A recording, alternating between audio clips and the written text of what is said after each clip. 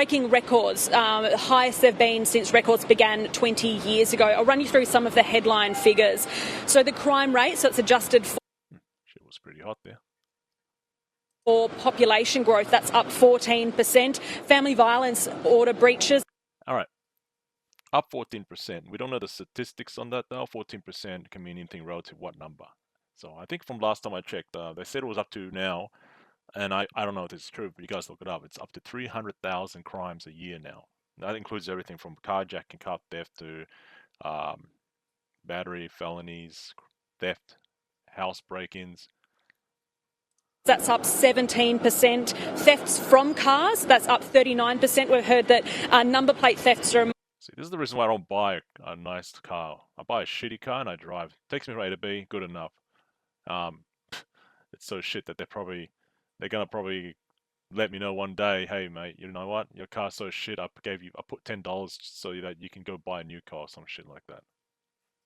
But I don't drive those sort of luxury cars. Not that I can afford it. But in certain things, I'm a guy who just, if it's a function, I'm a functional guy. If it does the job, it's functional. I don't give a shit what it does. Looks don't matter to me. So, to a certain degree, but as in this case, and especially when you're living in now the commie state of Victoria, the shit-toria as it is now, thanks a lot, Daniel Andrews and Justin Talon. You have to be careful that you lock your cars up in a garage. Don't keep it outside. And it's very hard for those who actually have an apartment or unit flat. And I've seen a couple of guys who drive Tesla cars. They actually park it outside. So far, nothing's happened, but you never know. And for Teslas, they're probably more resilient to this sort of theft because everyone, well, I think that everyone almost, I'm not sure what the criminals do. They know that there's cameras or sentinel mode activated on these Teslas, so they can easily report the crime. Among those thefts and car thefts, so the stealing of the actual car itself, up 42%. We've also heard of a big rise in retail theft, and we've been hearing about this from some working in the retail sector for some time, but those figures are up 20%. It's amazing how they put in those bags. Usually they have okay, I'm not sure. They'd probably change it. 7%. Let's take a listen now to the police talking about that issue just a short time ago.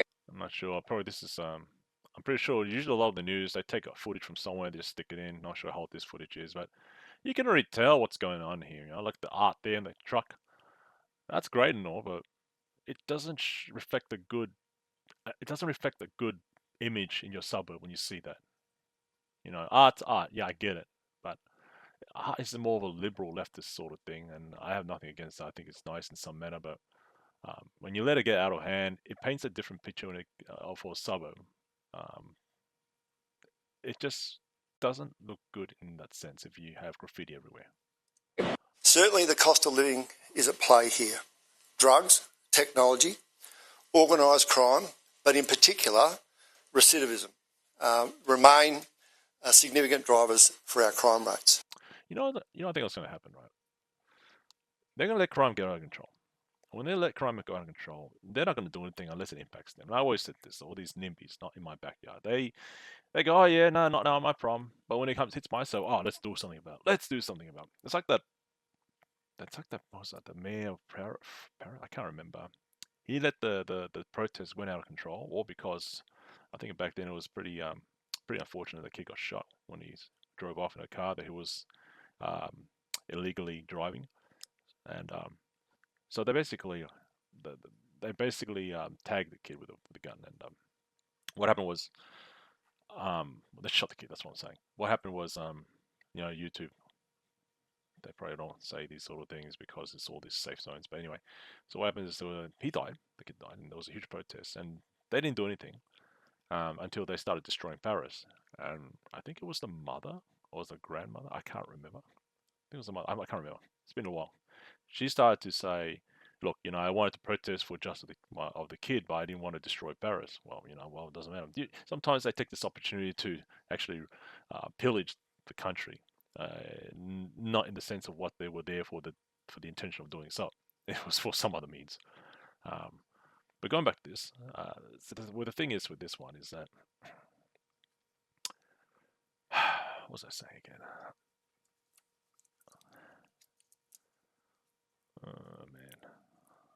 I jump a lot around, but let's continue on. Oh, that's what I was saying. So, not in my backyard, and when it hits too close to home, in this case, too close to their poshy, rich suburbs, because I've heard in the reports that a lot of the areas that these criminals are targeting are the rich areas, the more elite or posh areas. So I think because money talks, bullshit walk, there's a lot of money flowing there. Lobbyists, maybe not lobbyists, but rich people start to go and criticize the council if they don't do anything, which then escalates to the government, basically. And the government's going to try to do something about it because the government's there to listen to the people who have the money, basically. People of power. And when they have people of power in charge, or people in power who actually can have the power to pull things, the government's going to do something about it. But let me tell you this, if this was happening in the poor areas, shit ain't going to be done. It can raise up to a crime of 400,000, 500,000, 600,000 crimes a year. Nothing's going to be done. It's only because they're doing something about it now. It's because they're hitting too close to the rich areas, the NIMBYs. I call them NIMBYs. And they're doing something about it. This is the reason why now there's such a reaction. But I guarantee you, if this was not in the impacts were not in the area, they wouldn't give two shits. Our intelligence shows repeat offences are responsible for a significant proportion of all crime here in Victoria. The Victorian government this year has introduced a machete ban, so that came into effect. Don't get me started with this machete ban. Seriously. Machete bans. You think the crooks are going to put the machete in the bin? I think I've learned myself. I'm going to be a saint now. I'm going to put the machete in the bin. Yeah. I think there was only one person who put the machete in the bin. It was just getting it because it was pretty beaten up and it was just trying to get rid of it somehow. And I really don't know who else has been putting machetes, honestly. Now I can't get them from Bunnings, believe it or not. I don't think Bunnings sell it now because of the updated legislative law about Victorians banning machetes. Would you believe that? It's bullshit. Freaking hell, man. Machetes are a very useful tool. Now people are using it to hack people up. Now it becomes a weapon. But like I said, the weapon is the man's mind. It's the weapon that doesn't kill people. It's the people themselves. Weapon is nothing. I mean, you can go and just get a kitchen knife then, a fork. Next thing you know, they're going to ban forks, eh? Oh, I didn't kill it. It was my hand. I didn't use the machete. I didn't use the fork. It was my hand. Yeah, blame my hand. And is in effect now. There's an amnesty running at the moment, and police have revealed that they've seized 11,000 knives, or edged weapons they call them, since that process began. They've also said... All right, edged knives. So they're probably chucking knives in there. Tools that they probably won't use anymore. I don't think it had to be machetes, but yeah, why not? I mean, you don't have to put in the recycling bin. Just drop it down in that local area and just put it in the machete bin, what it is. That'll work. But let me ask you this. People, good law-abiding people who do the right thing, right? They're not the one who's causing the crime. Why should they pay? The fact that you're taking these things away from them, you're restricting the freedoms of those people who do things right. And you're giving more power to the criminals because, let's be honest, criminals, they don't follow the law. They're about basically outlaws. And they will do whatever it takes to get things that have been banned by the government. And only the innocent, the good people who do the right thing pay. They get punished for this. I guess what you can say is they probably restrict it further so it's not easily accessible. You can't get it from Bunnings, but there's always a black market for that. And truth be told, if you wanted to make a machete, you can. You can. It's not something mechanical like a gun. It's just a piece of metal and just sharpen up, put a handle on, full tang. There you go. Off you go. That controlled weapon offences are up 11%. We've seen some very graphic and violent crimes. I have to say also, you get a lawnmower. You get those blades. Just buy from Bunnings lawnmower, take it off, make a weapon out of that. What, you're going to ban lawnmowers now? Happening around here in Victoria in relation to machetes. So there's machete bins at police stations around the state, and that's aimed at starting to stem the flow of those weapons. I like how the camera pans at her, follows her like she's the prized possession in terms of the figure of authority, and the other guys were just her simps. Now, police did tell us today that they've got a new target. They're aiming to reduce the number of serious and violent crimes by 5% before this time next year. So when they next stand up and talk about the crime statistics, they'll expect some of these figures to be 5% lower. Yeah, no, I don't think so. Look, They might say that it is, but let's be. I'm going to say this. I'm not. I'll be honest about this. Right? How do you know that the statistics is telling you the truth? You know, if figures don't lie, but lies figure. They will manipulate, pull figures, and say, "Hey, look, 5%. We've reduced it." Why stop there? Let's say we reduced it by 20%. Yeah, yeah. I'm pretty sure they'll believe us. How are you going to backtrack? So you can't prove it. A lot of these figures can be easily picked out by straw election. They can be easily manipulated. Now, I'm not saying that's not going to happen. They'll reduce it, but the government has lied before, and they'll easily lie again just to satisfy their narrative. There is no doubt this will be a challenge, but we are confident that in the foreseeable future, the crime will reduce and our community remains and feels safe as possible. The Victorian government has been making big moves. You know, this is what's going to happen. I believe that because Victoria's poor. It's goddamn poor. It's just horrendously poor.